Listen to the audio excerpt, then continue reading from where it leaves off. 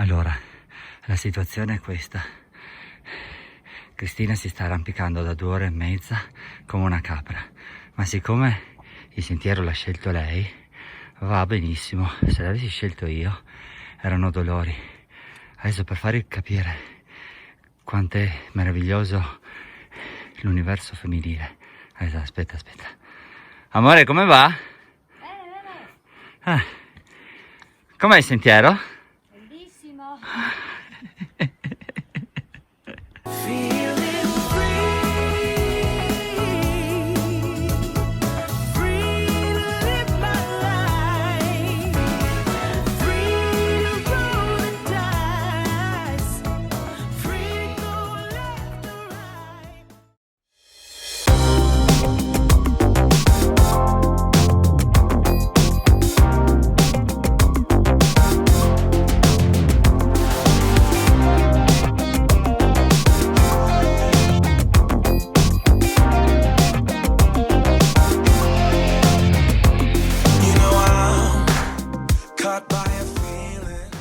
Bene, siamo arrivati a Passo Cavallo, 1622 metri. Questo passo è particolare perché è un museo a cielo aperto.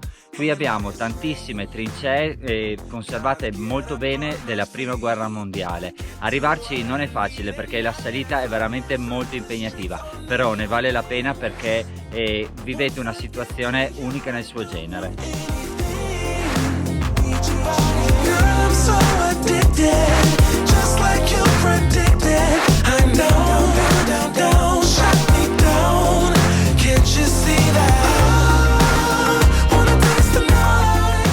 Ve lo segnaliamo qua, Freikofer, scusate il mio tedesco, Freikofer, alle medie avevo 5 in tedesco e si nota.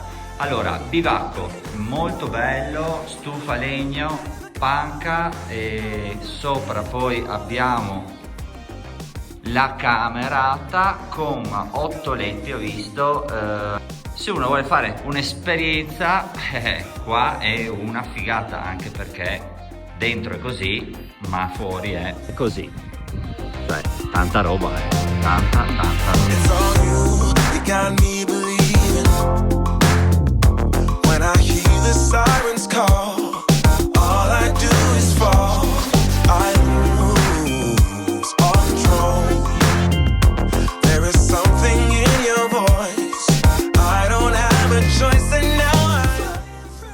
Allora, siamo al ricovero Casera Palgrande di sopra, detto giusto. Tanto di cappello per un bivacco tenuto esageratamente bene, veramente ragazzi, cioè è bellissimo.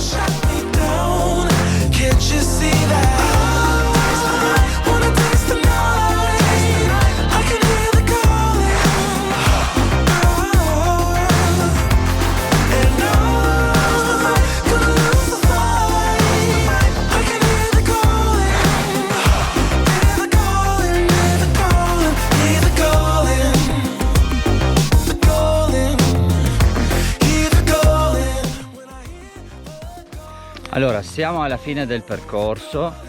Com'è stato? Diciamo che la prima parte è molto impegnativa. Il percorso incomincia a prendere un senso panoramico nel momento in cui si raggiunge Passo Cavallo. Ecco, da lì andando in avanti è molto bello, però la prima parte è particolarmente ripida e faticosa. La seconda parte invece è molto bella. Il rientro si costeggia il fiume. Come si chiama il fiume? Non ci ricordiamo. Ok, ma lo mettiamo nella carta lo mettiamo nella carta tabacco. Però si percorre questo torrente per un bel tratto. È bello, è piacevole, in mezzo al bosco, tra l'altro proprio un bel bosco. Però adesso, per spiegarvelo precisamente, vi mandiamo appunto alla cartina e niente, via la cartina. Spiegazione della carta tabacco senza mia moglie, quindi se vi perdete non è colpa mia, ma è colpa sua perché non mi ha dato una mano. Vabbè, allora vediamo se sono abbastanza preciso. Da Timao con la macchina abbiamo raggiunto questo parcheggio sulla sinistra, che è subito dopo il bivio per andare ai laghetti. Una volta parcheggiata la macchina si attraversa la strada, si inizia il sentiero. Alla prima biforcazione si svolta a destra, si prende il 402A. Alla seconda biforcazione si svolta a sinistra e si prende, in questo caso viene segnato 100, ma noi lungo il percorso abbiamo trovato segnalazioni con scritto 410. È un sentiero parecchio lungo, parecchio ripido e parecchio faticoso, che però vi porta a Passo Cavallo. Passo Cavallo è un passo particolare perché è un museo a cielo aperto della Grande Guerra. Una volta visitato siamo ritornati a ritroso fino a prendere il 401.